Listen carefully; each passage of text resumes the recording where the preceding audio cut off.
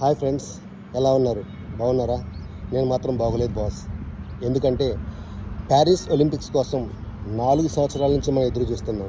ఆ రోజు రానే వచ్చింది, ఒలింపిక్స్ అయిపోయాయి. కానీ మన యొక్క ఆటగాళ్ళు, మన పోటుగాళ్ళు యావత్ భారతదేశాన్ని తలదించుకునేలా చేశారు. కనీసం ఒక్క గోల్డ్ మెడల్ కూడా సాధించలేకపోయారు. మన పక్కనే ఉన్న పాకిస్తాన్ ఒక గోల్డ్ మెడల్ సాధించి ఒలింపిక్ టేబుల్లో మనకంటే ఎంతో ముందుకెళ్ళిపోయింది.